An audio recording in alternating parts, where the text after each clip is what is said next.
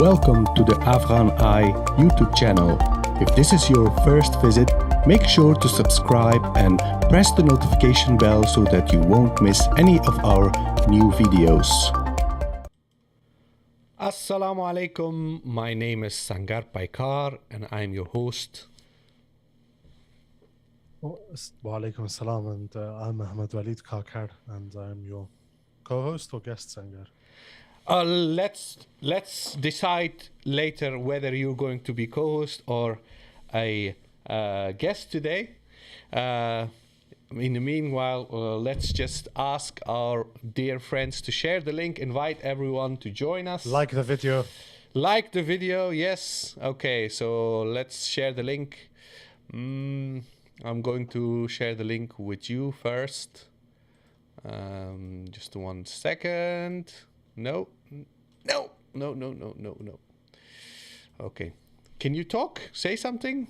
I want to make sure that your voice is... Topak's ma qanun de. Yes. Topak zama qanun de. All right. Okay. So, wa alaikum assalam. Welcome to the stream, guys. We are going to talk about the latest terrorist attack in Kabul against religious minorities, and we will catch up on other major stories from Afghanistan. So make sure that you share the link far and wide. We also, you forgot to say, we've got an announcement, but that'll come towards the yes, end. We have an announcement later on.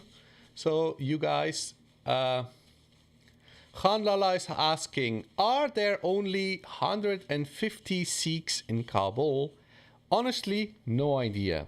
I have no idea exactly how many Sikhs are in Kabul, but generally we can say that vast majority of Sikhs have left Afghanistan in the last 40 years. So the community, the Sikh community in Afghanistan is much smaller than it used to be 40 years ago. But we will dive into that later. First, we ask you all to share the link with everyone. Angar Dutani is saying, Salam, Ghaziano, Ghazi Saib, Sterimashe. By the way, Waleed, this reminds me of, he said Salam Ghaziano. I thought he said Salam Angrezano. That's something that I'm familiar with. Yes. So someone asked me, he said, what does Anglo-Afghan mean? Is Ahmed-waleed Kakar half Angolan? From Angola. And I said, no, what makes you say that? He said, well, his name on Twitter says Anglo-Afghan, and he read that as Angolo, like Angola. I see. And I said, what would make you think Angola? Like he said, to be honest, he has curly hair, so he might have some roots from Angola. You would think that no one in Afghanistan has curly hair, or that, you know, tourney and locks and all of that stuff are not sort of things that Afghans are, you know, have been known for a while. So, but yeah, no, I'm not Angolan, unfortunately for him. Okay. Well, I told him, I said he has no, as far as I know, he has no Angolan heritage. But yeah, so Anglo, as in the sense as he's from L'Angleterre, and yeah, I'm Dutch Afghan, by the way. You know, a lot of people have insulted me for that bio, but just give me a second, because I'm sharing the link out to everyone. So let me just do this, and I'll tell you about, you know, the whole Anglo-Afghan thing, because I've been insulted a lot for it in my mentions, but I've never responded. Yeah.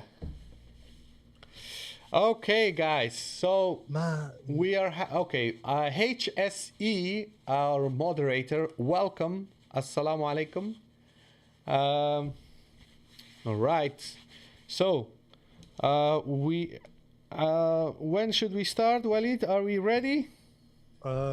give me 30 seconds.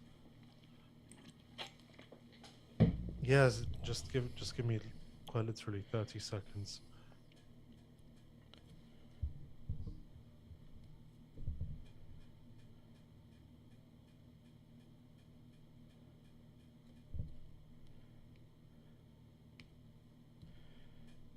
I've gotten into quite some trouble for my latest statements about modern education in Afghanistan. People You are getting in accusing trouble? me. People are accusing me of being a secularist now. That's just the way that the world works, I guess. Yes. I've been accused of it myself as well. Yes. You secularist. Oh my god. Okay, so let me tell you. So when I joined Twitter, I saw that everyone had like Franco-Afghan, German-Afghan, Swiss-Afghan, Dutch-Afghan, and everything on their Twitter bios. So I was like, British-Afghan, but then I thought that sounded a bit like pretentious. And people that stick British in front of their ethnicity generally tend to be like conservative party people, right? Who are very keen to emphasize that they are now civilized and educated, right? So British. I British. exactly. So you know, like British Indian, British Afghan. So then I was like, all right, what do I do about this? Then I was like, you know what, Anglo-Afghan, because it sounds a bit edgy. I acknowledge I knew it was controversial, but I thought, you know, it reminds you of the war. Like no one uses it. It's a bit unique. And since then, every single time someone has disagreed with me, they'll be like, the Anglo-Afghan Anglo-Afghan, but so you know, I'm Daghashayandi. Or, you know, other people saying, this guy takes pride in being an Anglo-Afghan. So yeah, someone in the it's just something that You know, you mentioned British. Reminds me of something. So I had a Dutch passport when I moved to the UK in 2006. So I just came back from Afghanistan. I spent some time in the Netherlands, and I was looking for a job. And I decided to move to the UK and try my luck in the UK. And when I arrived there were all these Afghans, refugees from Afghanistan, and people who were born and raised in refugee camps in Pakistan. And it was very difficult for them to understand what kind of person, what am I? Like, I'm also new in UK. Like, I'm not like them. I speak English. I've spent time in Europe, but I'm still someone who's new in UK. So it was a confusing thing for a lot of these guys, because most of them, they were people from areas where they never been to school. They couldn't read and write. So I was in a gathering with a few of these guys, and one of them introduced me to his friend. He said, "Da zmung jou broer de sangar numigi de Holland British de." The Holland British de. What he was trying to say, that he has Dutch nationality, like he's from the Netherlands. He has a Dutch passport. And when he said the Holland British, I kept laughing. And then every time someone would ask me, like, how come you speak English? You're just here like a couple of months, and you already have a driving license and a car and everything. Like, didn't you apply for asylum here? And I would say, no, I have actually a Dutch passport. I'm allowed to come here and do whatever I want. That's basically the law back then, before Brexit. So, and then I always thought, why bother explain everything? I'll just say, "Ze de Holland Britishian." Yeah. Okay. Man, what a story. So yeah, I think we've got quite a few people here.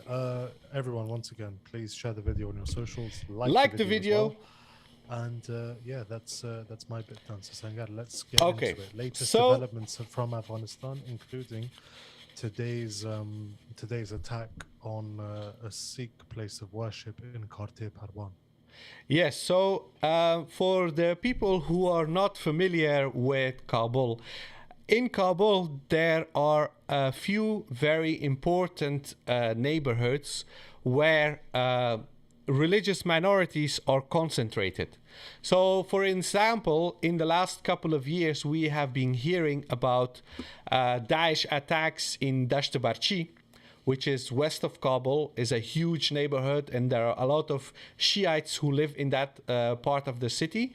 So a lot of these attacks happen there. Then there is this other neighborhood, which is called Karte Parwan. And Karte Parwan is basically an area in Kabul, which is sort of like also in west of the city. I would say a little bit to the southwest. I'm not really sure. But anyway, the Karte Parwan area in Kabul is called Karte Parwan because it means basically the quarter of Parwan. Because a lot of people from Parwan settled in that neighborhood in Kabul. And there are many Sikhs who live there in that area. They used to live there. Basically, the sort of the bazaar of Karte Parwan, where all the shops are, that part of the neighborhood that belonged basically to the Sikh community. When I was Hindus were prominent there as well. yes, but to a lesser extent, but predominantly Sikhs. And the thing is in Afghanistan they always use Hindu and Sikh interchangeably, but it was a predominantly Sikh neighborhood, and they have their Gurdwara, which is their place of worship. And this neighborhood is one of the last pockets of Sikh community in Kabul. It used to be the biggest Sikh community, and most of the Sikhs have fled from Afghanistan due to the last 40 years of war and persecution, and most specifically in areas like Karte Parwan, Sikhs used to have a lot of properties. They used to have shops, houses. They used to have godam. How do you say a godam? Like warehouses, okay? And they were basically businessmen. A lot of retail business, import-export was in the hands of the Sikh community in Afghanistan. But in the last 20 years, a lot of these warlords, they took their homes and their land, and they drove these people away. And now only a very small number of Sikhs still remain in that area. So that's basically the context of today's attack. So it's a very small persecuted community. Most of them have already fled to the UK, India, Canada. There are many Sikhs here in the Netherlands as well, from Afghanistan. And the last remaining Sikhs in Kabul, they have been attacked repeatedly recently. Like, there was a huge attack. Do you remember last summer? There was a huge attack last summer, and strangely, that attack was never claimed by Daesh. Do you remember? It's the same as the attack on the hospital, maternity hospital. Yeah, Daesh didn't claim that attack. And today's attack, I'm not sure if it's claimed yet. Let me see, maybe Ricardo Val has already tweeted about it. But this is a sort of a pattern when religious minorities are attacked. They're not always claimed. So this creates some sort of mystery, and people wonder, like, who's behind it? Like, it is the basic assumption now is that most of these attacks are conducted by ISKP, because obviously they have this agenda to target religious minorities in Afghanistan. But I think that the fact that these attacks are not claimed, it creates an atmosphere of suspicion, and people wonder why are these attacks not claimed? Who is behind it? But about that, yes, it reminds me of one journalist who I will not name, even though she tweeted this in public. When Hazara Masjid in Kunduz, Shia Masjid in Kunduz was attacked, she claimed that the Haqqani network had subcontracted the mission to Daesh to do it. And so the point I'm making is that in addition to the confusion as to who does these attacks, the attacks naturally, by virtue of the fact that they target minorities, cause a lot of sensationalism, which is then used and exploited for just fake news. It's just like the sky is not orange right now. The news is fake, right? So yeah, that was just the point I wanted to make on the side. Okay, so our friend Ricardo Val, he has tweeted earlier today that Al-Azaim Foundation, which is an Daesh/ISKP outlet, they have recently released a 12-page long statement against Hindus and promising more attacks. Okay, and this is because of what has happened recently in Afghanistan. We have the Islamic Emirate of Afghanistan and the Indian government trying to establish diplomatic relations. And at the same time, we saw a very prominent figure from the ruling BJP party in India insulting Prophet Muhammad, peace be upon him. So this has created a very tense situation while the whole Muslim world is angered by this anti-Muslim regime in India. And at the same time, we have a government in Afghanistan that is not recognized officially by any of its neighbors or anyone else. And it's trying to build diplomatic relations with neighboring countries. But this anti-Muslim rhetoric by Indian politicians, it creates an atmosphere where groups like ISKP/Daesh, they trying to make themselves relevant by issuing statements saying that, we will not tolerate India and we will attack them or whatnot. So it's still a question, like, can we say with certainty that this attack was carried out by ISKP, Daesh? Yes or no? And I would ask you, Waleed, what do you think? Can we say that this attack is a deliberate attack by ISKP, which is based on their ideology? You've read their literature, so you know what kind of beliefs they have. That this is because of that, or maybe it is related to the fact that the Islamic Emirate is trying to build diplomatic relations with India? It could be both. It could be both, and it could be in response to the latest. I heard that on their Telegram channels they were celebrating this attack and basically calling it revenge against India for the blasphemous remarks against the Prophet alayhi salatu wassalam. But the problem is that the people attacked, assuming that they were legitimate targets. You'd think they'd attack Hindus, but they attacked Sikhs. So I don't really believe that it's in response to this sort of this insult toward the Prophet ﷺ happened, and as a result, a decision was taken to target them. But as I've said before, and I think I said it in my previous newsletter as well, for an organization like Daesh, there is immeasurable benefit, and I don't want to be quoted out of context here before I end up on the Daily Mail and someone asks for me to be, I don't know, whatever it is.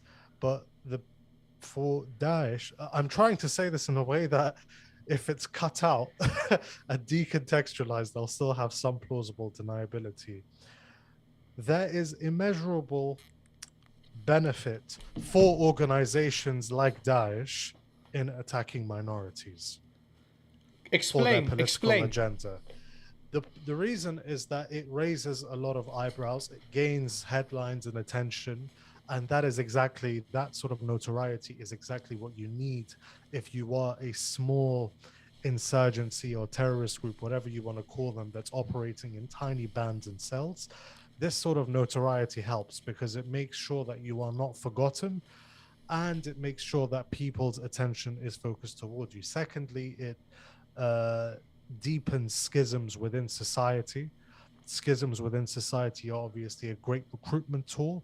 And thirdly and finally, in the specific Afghan context, where you have this government that's not yet recognized by anyone officially, even though there is some pretty high level of engagement, it dents the credibility and the trust in the government, especially when this government's sole USP, unique selling point, is security. Anything. So when you set the bar so highly for yourself, where you say there's total security in the realm, all you need is a guy to stab another guy for someone to say, hey, this isn't total security. And the security strategists and analysts will know that there is no such thing as total security. And a religious person will say, well, yeah, it's not Jannat, it's the the fallible world. So there is no total security, but nothing indicates that, like attacking a marginalized group whose numbers are dwindling and have been dwindling for a while. And with regard to India specifically, I don't know too much if this would be focused on the diplomatic overtures that New Delhi has made toward Kabul, for the reason that one could say, if you look at Indian media as a whole, I know I mentioned the Daily Mail, but Indian media generally, the direction that it's taken is going down such a bad trajectory that it's making the Daily Mail look like an academic journal. Okay. So, this thing, it could very easily damage any appetite within India for engagement with the new government in Afghanistan, because it could really easily be said, the Taliban regime is in power and these religious minorities are being attacked. On the other hand, it could be said that the government in Kabul will say to India, hey, we obviously need help and we want outreach with all countries and relations with all countries. The stronger we get, these sorts of attacks are less likely to happen. So you could cut it both ways, which is why I'm not too convinced that this is sort of an act of sabotage in potentially warming relations between Delhi and Kabul. However, I have sent you a tweet on WhatsApp. Subramanian. I'm not even going to bother. Yeah, I'm not even going to bother pronouncing the name. Subramanian Swamy. Yes, his name is Subramanian Swamy, president of Virat Hindustan Sangam, former cabinet minister, 6th-term MP, member of parliament. Do you want to bring it up on the screen? No, I can't. I have to. Okay. Yeah.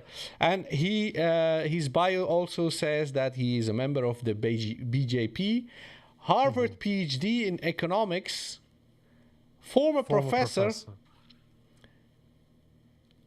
I give as good as I get. So it means that if somebody says something not so nice to him, he's going to be in response. Okay, that's what basically this Harvard professor is saying.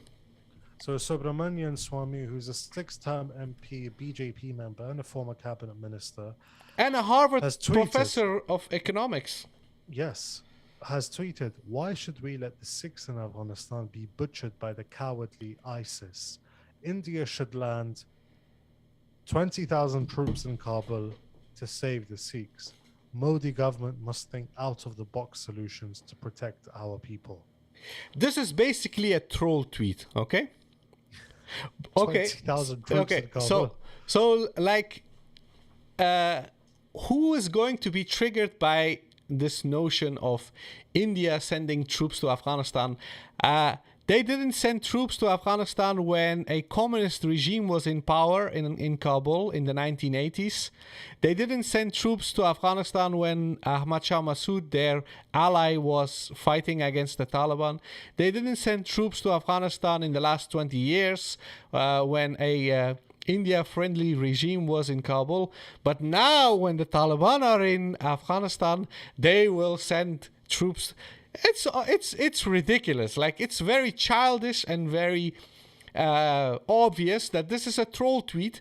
And the reason why I read his bio first, is to let you know that this guy claims to be like a Harvard economics professor. Hello, Waleed? Yeah, Where did you go? I'm here. Just give me a second. Okay. So basically, this is a troll tweet, and we cannot seriously say that this is actually an idea that goes through the minds of these prominent Indian politicians. And what's also noteworthy, something that, you know, when you were discussing Daesh potentially retaliating against blasphemous statements by the BJP politicians, the Sikh community in India is a persecuted minority. The Sikhs are being denied their basic rights. They're being treated as a undesirable, unwanted minority. And this is the reality of India, where not only Muslims, but Sikhs, Dalits, Christians, they're all being persecuted. So this is also something that we need to understand about Daesh, ISKP. They appeal to the most irrational and most ignorant part of the Muslim community by equating a persecuted religious minority in Kabul with the Hindu nationalist government in India, the BJP. You see, this reveals quite a lot about how groups like ISIS think.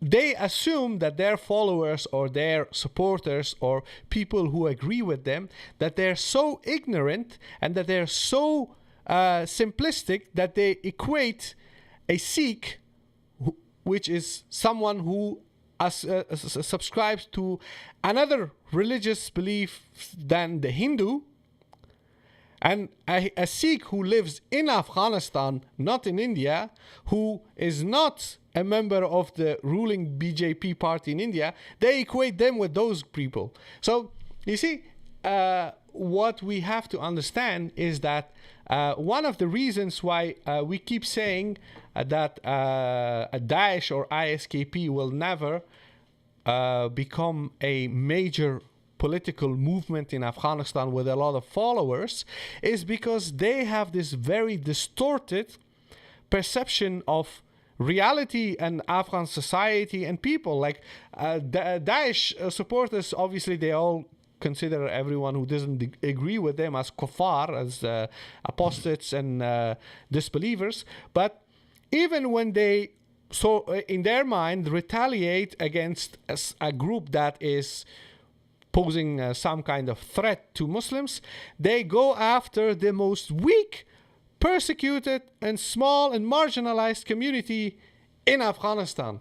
So this is something that we should understand when we talk about Daesh and their possible future in Afghanistan as some sort of significant insurgent group or armed group. That's absolutely unimaginable, because I think that despite all the war and conflict and despite all the suffering and trauma that we've seen in Afghanistan, you still won't find many people who would adopt this kind of belief system. It's not going to happen. So that's why I am very happy that, you know, the Afghan government, you know, the security forces, they acted quickly and tried to prevent more people from being killed today during this attack. But it's still not enough, because in my opinion, what the government needs to do, and you can interject if you want to, but I would say that if this government in Afghanistan wants people to believe that security is their highest priority, and that contrary to the previous regime, they are keen keen on keeping everyone safe and secure, well, if they really want people to believe that, what they need to do is provide security to religious minorities, like the Shiite schools, Shiite places of worship, the Sikh places of worship, their community centers, etc. They need to have the best security there. They need to have 24-hour security, and nobody except those people should be able to enter those places, because we have seen repeatedly these religious minorities being attacked under the watch of the previous regime and under the watch of the new government. It's something that is a constant. We can't even say that there are now less attacks than under previous regime. We have seen just this year in Ramadan, we've seen how many Shiites were killed. How many places of worship were attacked just in 1 month? And now we see repeated attacks against Shiites. Now the Sikhs are being attacked again. In my opinion, the whole notion of now the Islamic Emirate has arrived and now they will bring peace and security, I don't believe that anymore. I think, that's something that they have failed. They also said, we will allow girls to go to school and we will bring security. On both issues, we've seen that they have basically, I don't know how to describe it, but they've been very dishonest.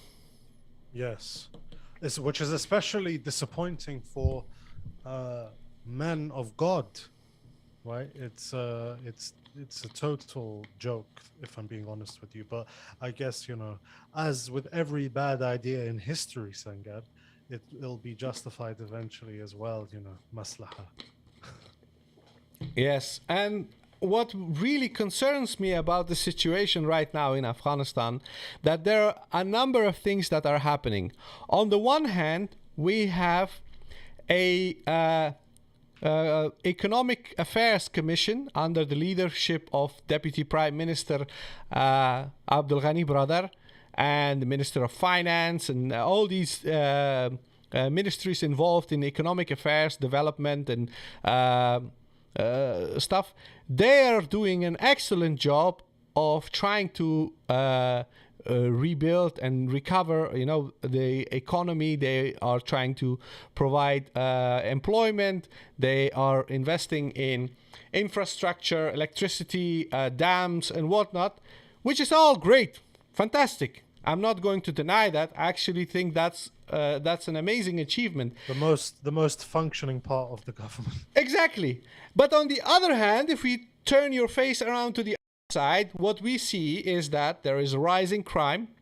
People are reporting a lot of crime, kidnappings, robbings are happening. We see in Panjshir that this resistance, Panjshir resistance, is posing a serious a threat to the government. There was an helicopter allegedly shot down with non-lethal weapons, if I'm correct. But in any case, we also see these Daesh attacks. So on the security part, we see that the government is lagging behind, seriously. And then we have the education sector, where the schools, the secondary schools for girls, have still not been opened. They have created a special commission that is going to investigate the matter and come up with a proposal. And that commission finished their work 3 weeks ago. Like 21 days ago, they finished their work and they have submitted their proposal to the government, but still the schools are not open yet. And we don't even know what they have decided. On the other hand, we hear that in Kabul and other parts of the city, other parts of the government, in the universities, a lot of university professors, academic staff of universities are complaining that their concerns, their worries are not being met by the government. The Ministry of Higher Education is basically have created a lot of chaos and uncertainty among the academics in Afghanistan. So even in boys' schools, like which is the nickname for the ministry is the Ministry for the Campaign Against Higher Education. Yes, and this is the issue. Like the higher education, we hear all these complaints from people from different parts of the country, where they're saying that this ministry isn't doing anything for us. Worse, even worse, they're creating more problems. And then we have the Ministry of Education, which is responsible for secondary, primary, and secondary education. While girls' schools up to 12 years old are open, they're allowed to go to school. Up until 6th. Yes. From 6 to 12 is where it gets... That's when it gets yes. controversial. But boys' schools, all across the country, boys' schools, the program is as such that you have in all far-flung areas of Afghanistan, you have schools for boys where they can go and pursue the regular curriculum that is made by the Ministry of Education under the previous regime. But in many cases, what people are saying is that there aren't enough teachers, there aren't enough school buildings. Obviously, those problems cannot be solved within a day. But even in places where there are teachers and there are schools, there is a lot of mismanagement. And the mismanagement is caused by the fact that people have been appointed recently in the last 10 months, since the arrival of this new government. They have appointed people in managing roles in education who are not qualified, who have absolutely no background in education. And this is causing a lot of problems because people are saying, we have a new managing director in this department or that department, and this person has absolutely no idea what he's doing. Yeah. So these are systematic problems that have emerged in the last 10 months, and we see repeatedly people from different sides of the country coming with complaints and arguments about this state of affairs. And this is why I'm saying we have, yes, on the economic front, fantastic, great things are being done. We have the Ministry of Foreign Affairs. They attend all these international conferences. We discussed Antalya before, also in your newsletter. And we also see this economic forum in St. Petersburg in Russia, where representatives of the Islamic Emirates have participated. We also see that the foreign ministry, they are trying to establish relationships with India, as we discussed earlier, and with other parts of the world. So there are a lot of things that are going well, and they need to be acknowledged. But when you see what is going on inside the country, you see the dissatisfaction of people, you see the complaints about education, you see the complaints about different other government institutions where people, obviously they complain that there are no adequate people with the right expertise being appointed to positions of leadership. It doesn't matter how much progress you make, those problems, they take away from that progress, and all the positive all the positive development is basically cancelled out by all the negative stuff. And this is generally my perception, that a lot of people are very disappointed because a lot of positive things are being cancelled out by the negative things that I've mentioned. Yeah, but there's another side to this with regard to the girls' schools. And Gurdwara is saying, Sangar mentioned the fact that our leader, and he's referring to the Amir, gave an edict that banned many practices like forcing women to get married, old men marrying young girls, not giving inheritance to women, and buying girls. I'm assuming he's referring to Walwar. All of those things are good. Now, I, and my problem, I like Angar. I really appreciate you mentioning this because we have discussed this in a previous live stream. We have acknowledged this. This is fantastic. I'm not going to deny that. I'm not saying that that didn't happen, and I'm not saying that that's insignificant. It's monumental. It's of a historical proportion that what he has decided. But at the same time, what I'm trying to say is that those positive developments that you just mentioned, those decrees that protect women's rights, they are being cancelled out by other matters that are also very pressing. And this is a serious issue that, like, obviously you cannot please everyone. You can not always create like a perfect situation where everybody's happy. But what we need to acknowledge is that when they do make some progress, when they do stuff that people approve of, the things that they do that people disapprove of, they are so severe that they cancel out the positive stuff. And this is my issue. This is my concern.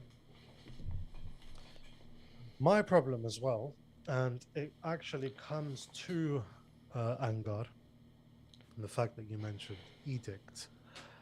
This is a government run by edicts. It all runs according to what the Amir writes in a farman. There is no, and I know someone's going to say, it takes time and whatever, but quite frankly, we don't have time, right? There's no transparency, which comes back to the security thing. And I understand. You know what, Sangar? I'll be devil's advocate, and someone's going to screen record me and call me names on Twitter. But after you've spent 2 decades as an insurgency,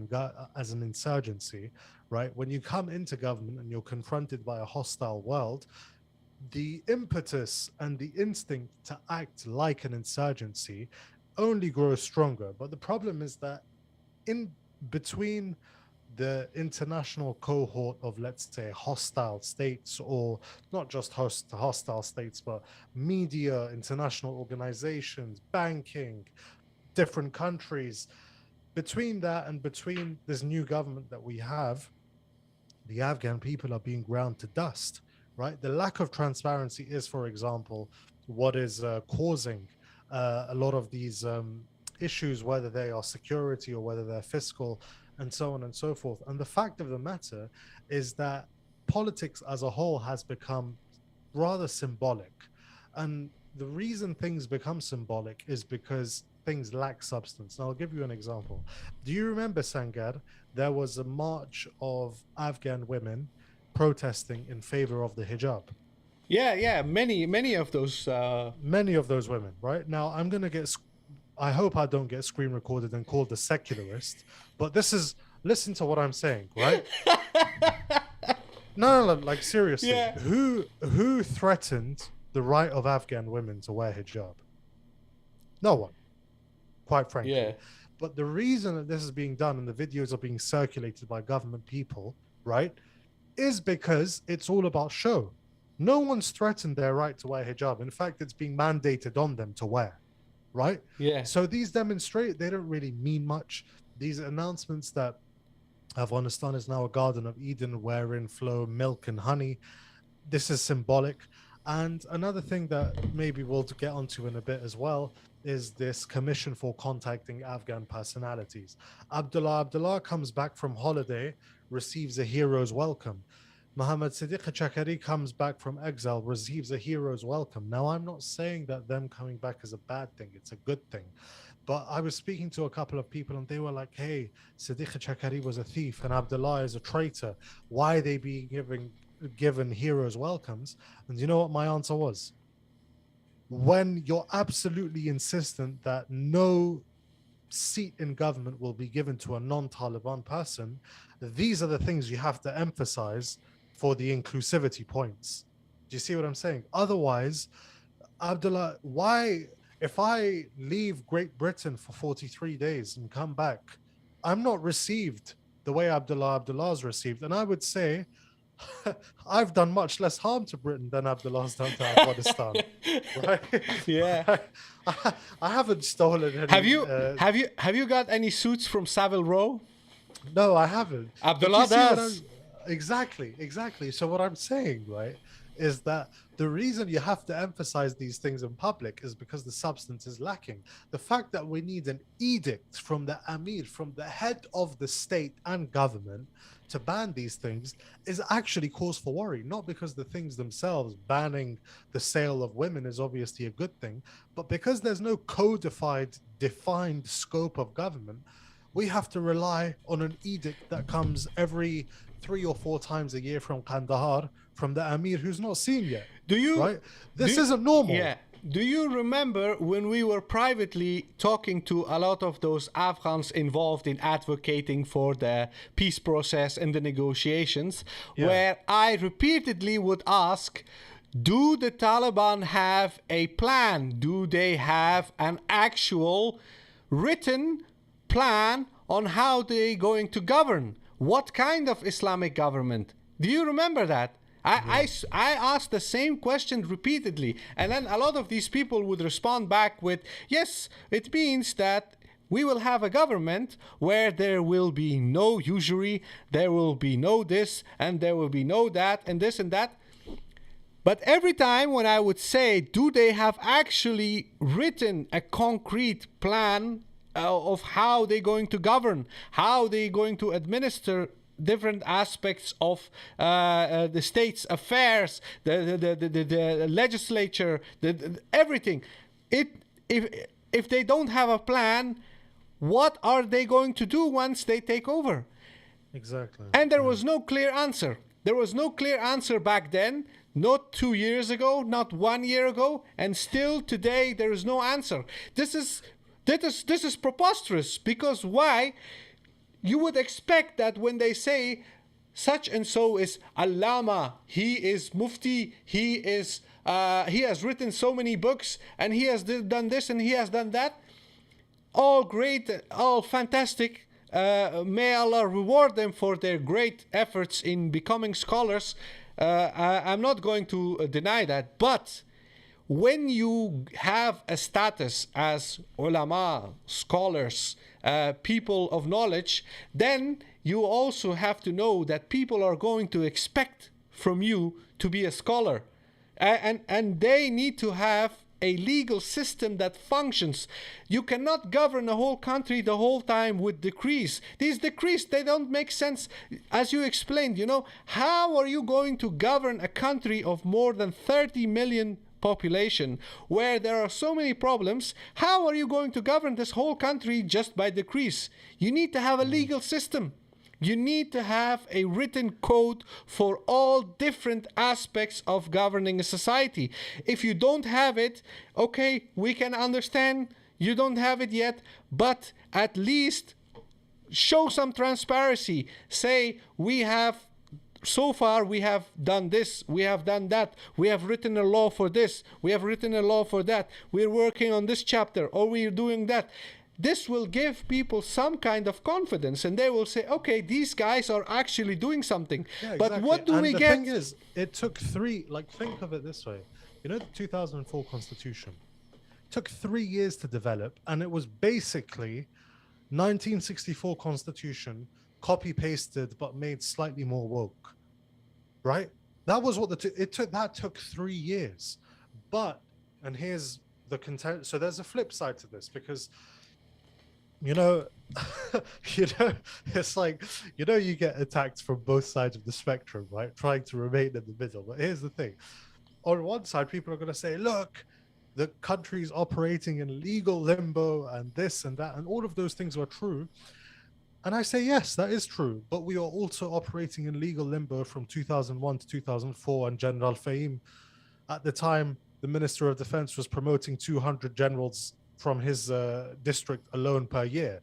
So we have to bear in mind, and maybe, maybe this is a problem of mine, Sangan, maybe you can tell me, because I've studied history, or I look at things from a sort of a chronological perspective, and I see how things metastasize and develop over time. Maybe I don't properly comprehend the present reality. If that's the case, let me know. But we operated in legal limbo before, in 2001 to 2004, and before that, and before that. It's nothing new. But the problem I have is like, right now, we don't have the luxury of 2001. We don't have superpowers and the entire international community with us, giving us aid, telling us they'll never develop us. No, they're literally telling us we'll starve you, right? So we don't have that benefit, right? Regarding an actual detailed plan for government, it is missing. The book of the Chief Justice came out. Sheikh Abdul Hakim Haqqani, who is, let's say, the foremost ideologue or intellectual in this government, and he was the head of the negotiating team as well. And his appointment as head of the negotiating team during the Qatar talks was to convey the importance with which the Taliban were looking at these negotiations. So he's written a book called, and it's in Arabic. So it's a very classically, that in and of itself indicates to you the way in which he views not just his own world, but not just his own work, but the world at large. Because the fact it was in Arabic triggered a very angry response from many Afghans who said, why is it not in Dari and in Pashto? But any scholarly work, especially in the classical period that was produced, would customarily be written first and foremost in Arabic and then translated to Turkish and Farsi and other languages. So the book is called Al-Imarat al-Islamiyya wa Nidamuha. And I haven't read the book, to be honest, although I have read sections of it. My Arabic is not 100%, but I'd say I understand about 60% of it, right? And he's basically saying that modern education is important. However, it should be incorporated as part of a religious education, which in and of itself may seem like a statement that has been made that is against modern education. But what it actually does, like I said, because he seems like a guy who, I don't want to say this derogatorily, but he seems like someone who very much views the pre-modern world as the prism with which he views the modern. And in the pre-modern world, this bifurcation between modern science, modern secular science, and religious education did not exist. Modern education, or the secular sciences, let's say, were incorporated as part of the madrasa system. Now, how and why that changed and that happened is a lengthy topic. We'll discuss it another time. In fact, I may write another article. But for all intents and purposes, whilst Sheikh Abdul Hakim Haqqani's book is welcome, because whilst you may not agree with everything that's been written there, I believe he said women should not be in public office. He doesn't accept democracy, a whole load of these other things which will require further discussion. But at least it's something. At least it's not just legal limbo. But it's not detailed. It's not a detailed plan for government. It's a book. It's basically a political manifesto. Yes. Okay. See, this is the problem.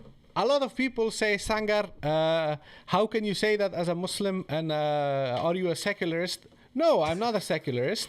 I believe that a Islamic community, Islamic society should be governed by Islamic values and principles and beliefs. And if Afghanistan is predominantly Muslim society, then Islam should be their system of government, whatever. But it needs to be codified. It needs to be described in detail. How? Because the pre-modern world, the pre-modern society, as we know it, where basically this whole notion of government basically didn't exist. That society doesn't exist anymore. It's a reality. I'm not a person who idealizes modernity, and I'm actually very opposed to a lot of aspects of modernity, but I'm being a realist. We as Muslims, we live in a modern paradigm, which means that whether we like it or not, we're operating under this modern paradigm. This modern paradigm requires from us to adopt certain things that we may even dislike or disagree with. The whole notion of the nation state, I don't like it. We did a podcast where we talked in detail about why nationalism and ethno-nationalism and the whole notion of creating this myth is a modern idea, and that it has many problems. But at the same time, we also have to acknowledge that Muslims are divided into different nation states. And these nation states need to function and operate. And therefore, you need to have a well-structured state with a legal system that makes sense. You need a bureaucracy that is based on law. Every bureaucrat, every person who works in any office in government needs to know what is the legal boundaries for which within he can operate. So suppose you are the district governor of Jaratu, or you're the district governor of I don't know, Balkhab, whatever. You cannot appoint your brother or your cousin as your deputy. It's not haram, it's not written in books of fiqh or whatever, maybe not. But in order to function in the modern paradigm, you need to have a system that details these matters. Under the previous regime, we had a government, but where basically people could buy public offices.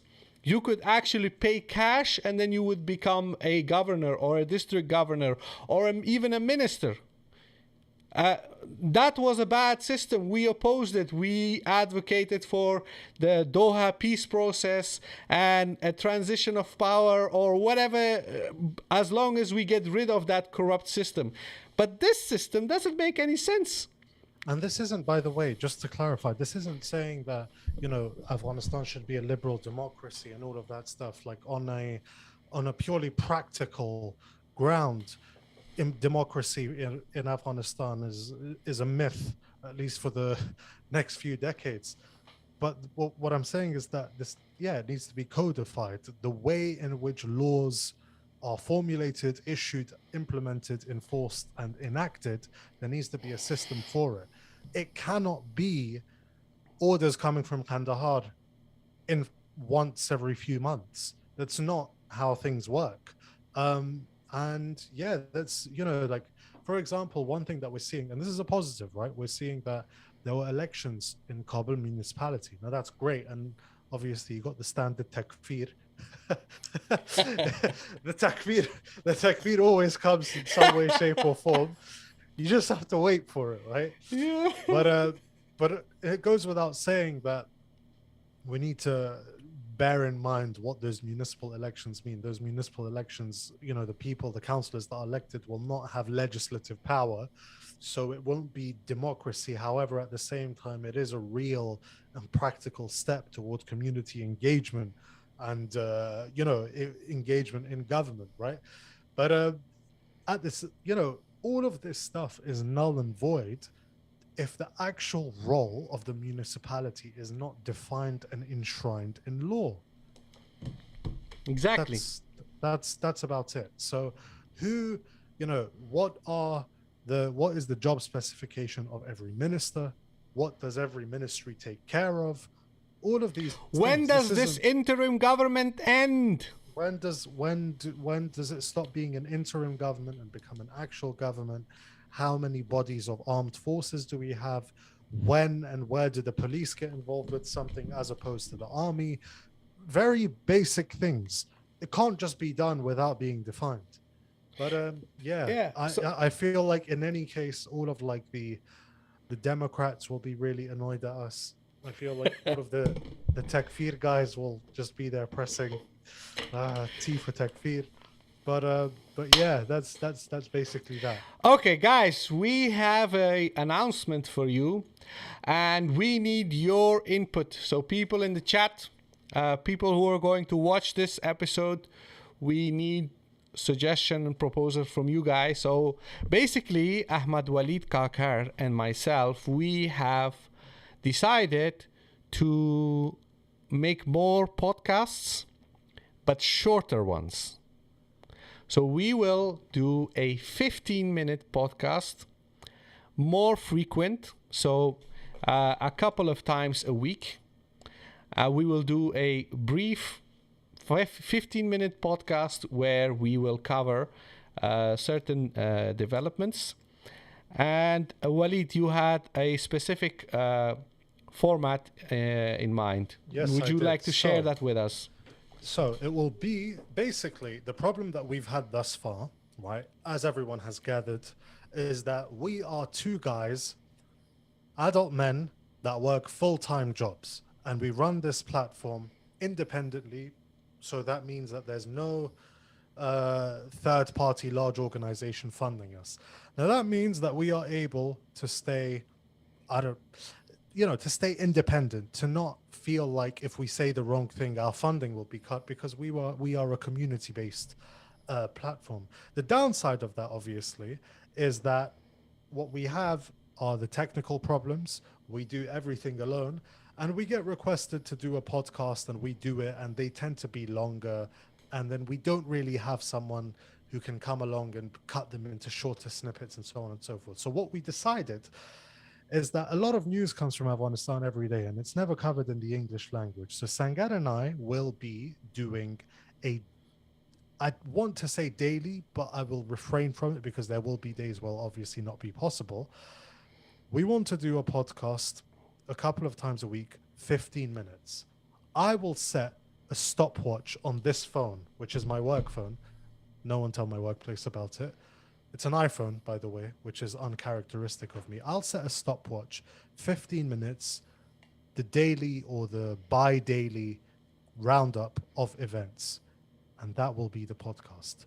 Now, it won't be, as we say, there won't be too much cash or fash. Probably, I'd say, but someone in the chat is saying 15 minutes is too short. Maybe it is, but at the same time, because we get requested to do detailed podcasts, let's say on communism or ethno-nationalism, and then the person requesting it says, ahmed-waleed, make this as detailed as possible for me. And we do that. And then the other half of people say, it's too long. It's too detailed. I want a short overview. Why don't you make a 10-minute video with animations? And I'm like, okay, can you help me with the animations? No, sorry, I can't do that. Right. So what we've decided is we're doing a daily 15-minute podcast. I'd probably say we're not even going to turn on our cameras. Just try to make it daily, 15 minutes with a stopwatch covering the day's news. Now, here's where we need your help. What should we call it? I don't want to call it 15 minutes with ahmed-waleed and Sangar because that just sounds a bit unappetizing. But what should we call it? Do you have any suggestions yourself, Sangar? To be honest, I have no suggestions. I am looking towards the chat, and I feel like women would probably have, just because women tend to be more creative, or maybe that's gender specific and assuming their roles and all of that stuff. Yes, you're being very. What is it that they call us? I have no idea. They call us a lot of things. Yeah. So okay. Basically, why 15 minutes? Okay. So let's just say ahmed-waleed Kakar and yours truly. We have we are consuming news and reports about Afghanistan constantly. So we have something important to share, a new perspective, an analysis on anything. But we cannot do a weekly show like where we sit for an hour or 2 hours and then go into details. We cannot do that. But we do need to put that out for most recent developments in Afghanistan. So we can do that in 15 minutes. Like today, we discussed attack on the Gurdwara. I gave you a little bit of background about the Sikh community. I explained a little bit about Daesh. Waleed explained a little bit about possible role of this attack being involved into regional politics with India, whatever. We did that in about 15 minutes. We gave you a lot of insights just in 15 minutes. So we can do that more frequently. And if we do that in 15 minutes, then you will have something has happened in Afghanistan. Let me go check my phone and listen to the AFGHANEYE and see if they have anything new. And then you will see, oh, they have recorded something short for 15 minutes and then a short explainer of what has happened. That's what we're aiming at. We want you guys to have input from us about latest development, and we want to be able to do that more frequently and in a way that puts less stress and less of a burden on us, because, for example, it ain't easy. Yes. Quite frankly. Yes, like for instance, on Saturday, I need to go to my mother. I want to visit my mother. But if I want to visit my mother, I cannot take this whole Jeringana, Bringana with me and then record a podcast while I'm with my at my mother's house. So I sometimes I cannot record on Saturdays. And on Sundays, Waleed is playing an awful game which is called football.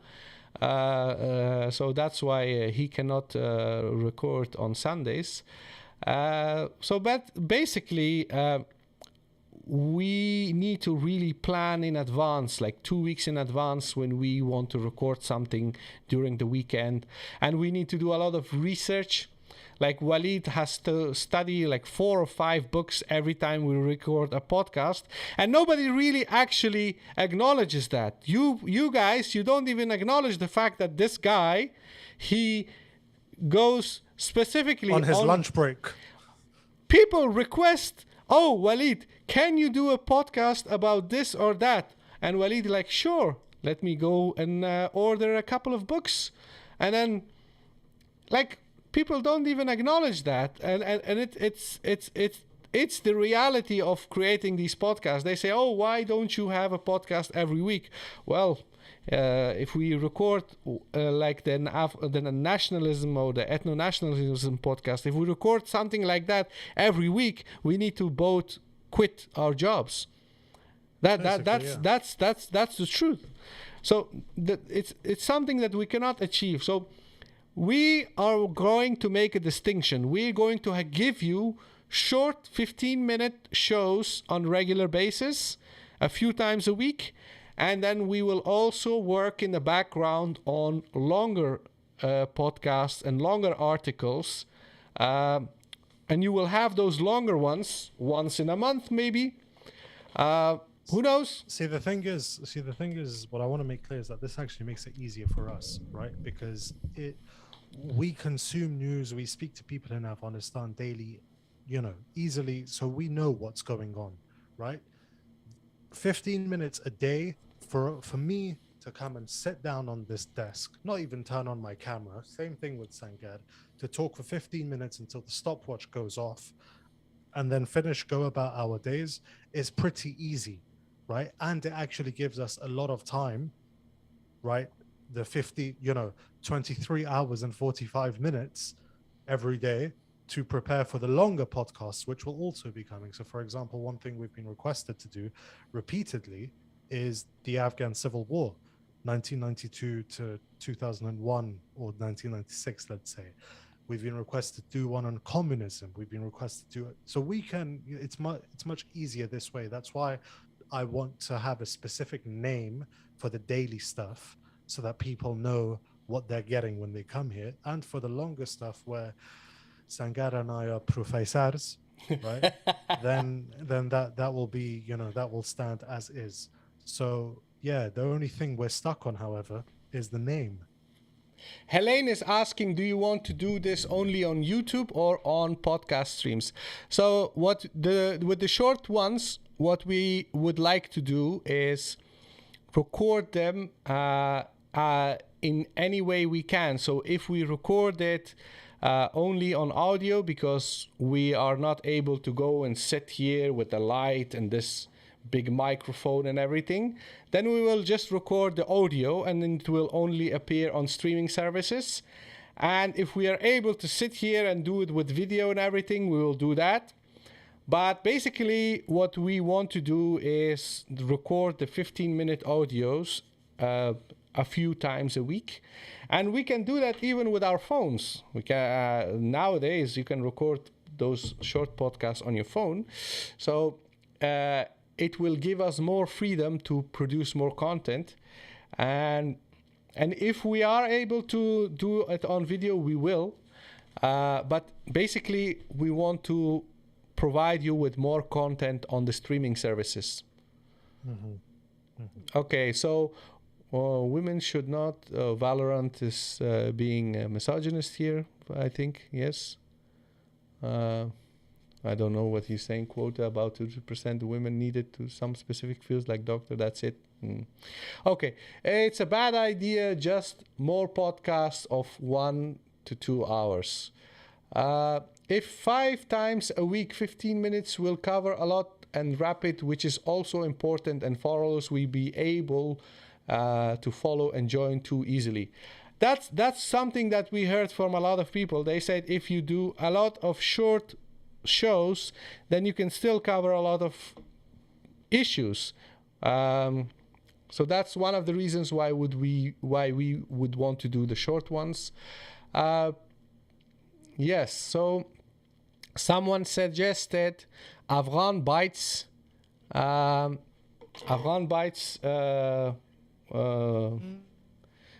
Eye, Afghan Bites. No, I don't bite people. Like Afghan Bites. Like, come on, we're not that violent and savage that we bite people. I've got a couple on WhatsApp. Afghan Daily. Daily Afghan, Daily AFGHANEYE, Daily Afghan Pod, Afghan Pod.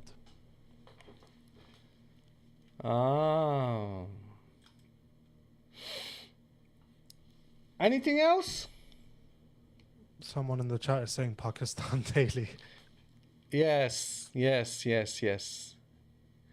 Okay, so there are like the New York Times has one show which is called The Daily. It's 15 minutes every day, a New York Times podcast where they talk about current events. So we're not going to use daily because we're not imitating the failing New York Times. We need to have something else that is original, that is like the Afghan Eye. How did we came up with the Afghan Eye?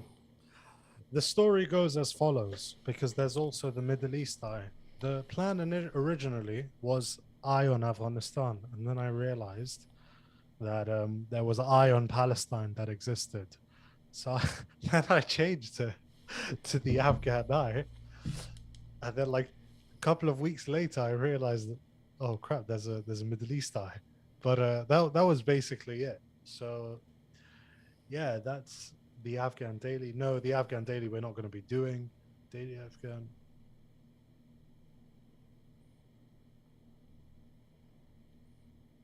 News from back home. Nah, too long. Yeah, it needs to be short. Something Short, that we snappy. can make a hashtag from, like Afghan Eye Live is a hashtag.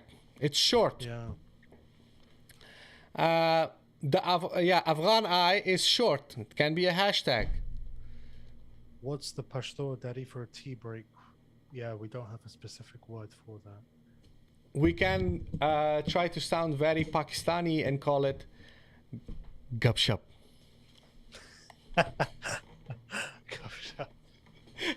Like, as soon as you hear an Afghan saying Gupshup, you know this guy is either an ISI agent or he Rozana Khabar, nah, because he has spent some time in Farsi Pakistan. Rozana Khabar is Farsi, and we're going to be doing it in English, so I'm not really a fan of that. Yes. What do you suggest, Sangat? Do you have anything in your mind? No. I think the temperature is too high right now here in the Netherlands for me to be creative. Like, it's extremely hot, and plus I spent more than an hour today at the gym, so my head is still red. My face is, this is not my normal face color. It's just red because it's extremely hot here. Very hot. Oh yeah, there is also the Mosul Eye. Oh, we should call it the Khurasan Eye. Yes, yes. Great suggestion, Mustafa Iqbal. أين أفغاني? أين الأفغان? I'd say so, but Afghans are not gonna understand it. Okay. Anyways, autumn smartphone. Stop that. Logar news. Logar news. Yeah.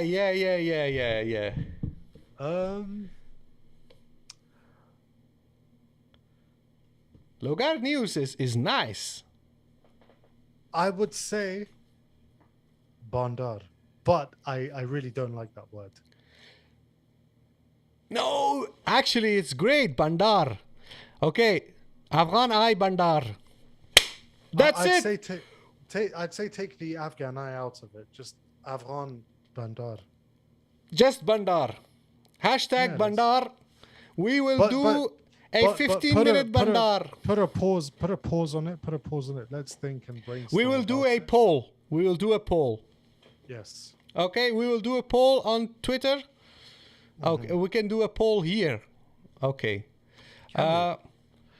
Bandar. Most people have. I don't want to say most people have left. But. The short podcasts.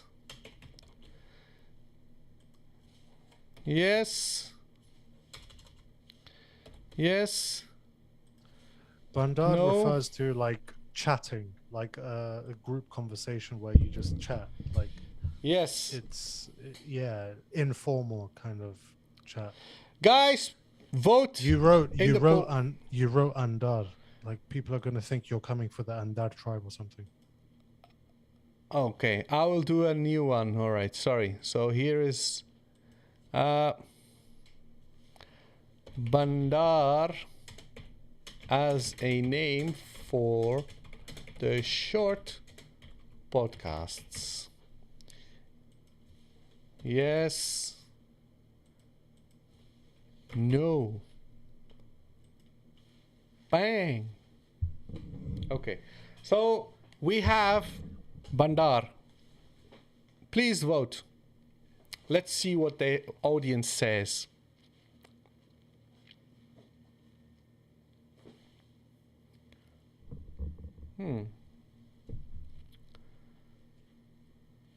Afghan tea or tea with Afghans or a cup of chai? No, because it sounds too culinary. Yes. Bailo Mandi, Bandar is what people from Kandahar and those regions refer to a casual conversation where people sit together, have a casual conversation. It may even involve some singing and playing the duff. And to those who are less pious, using Naswar and stuff like that. That's called a bandar. And basically we do a lot of bandars. Basically we are doing a bandar with you guys right now. Ahmed-waleed, Kakar and I, and with people in the chat, we are having a bandar at the moment. Afghan bars. Nah, that sounds too... Like Bachabas. Pedophilic, yeah. It sounds too perverted. Like yes. Afghan player with Afghans. Nah, but I'm not doing that. 67% saying no. Okay, so we obviously have here too many people who do not appreciate Bandar. Maybe another proposals? Any other suggestions, guys? باید دیو تو شزو سر مشوره بکن شزی پدر شایانو که Shorwa with Sangar and Kakar.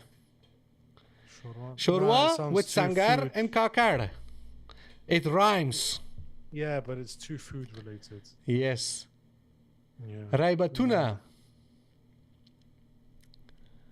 What the hell is this, bro?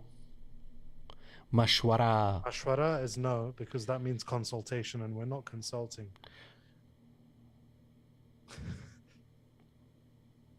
I probably sound very fussy right now.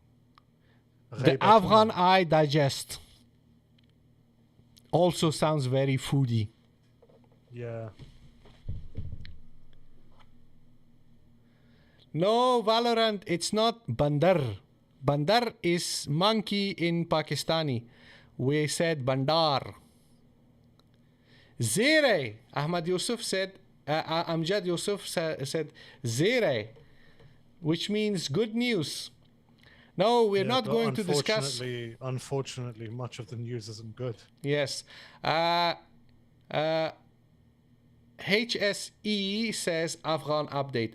What about AFGHANEYE updates? No, I don't. Let's take it away from. I don't not, but it's too like there's the AFGHANEYE is already very prominent. Everyone knows us by now. Yes. For whether or not they like us is a different thing, but we're pretty known. So I don't. There's no need to put it there. Do you know what I mean? Yes. Something that conveys what we're trying to do. Afghanistan Today. There is actually a website that is called Afghanistan Today. Yeah, it's too. We'll put it. Okay, we'll you know, consult guys. with a couple of people. Okay, we are going with a couple of people. We'll put the options on Twitter in a poll, and yeah, we'll decide accordingly. So if you don't follow us on Twitter, please follow us and keep up to date there.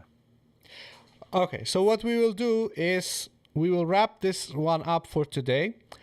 If you have any suggestions, put it in the comment box below, and what we will do is, if you have suggestions, you can also send it to us via email. You can tweet me and Waleed. And when we have a few good ones, then we will make polls. Yeah. And then you will know whatever it is. We will decide, and then Afghan eyeliner. Okay. Thank you all for joining us. Dailycast. Oh, that's not bad. Thank you all for joining us today. Thank you all for liking the video, sharing, and commenting. It's always a pleasure to have you guys with us. Ahmed-waleed Kakar, thank you very much for being available to do this quick show today. And inshallah, we will see you guys soon. Until next time, take care of each other. Take care of yourself and each other. Wassalamu alaikum wa rahmatullahi wa barakatuh. Wa alaikum assalam.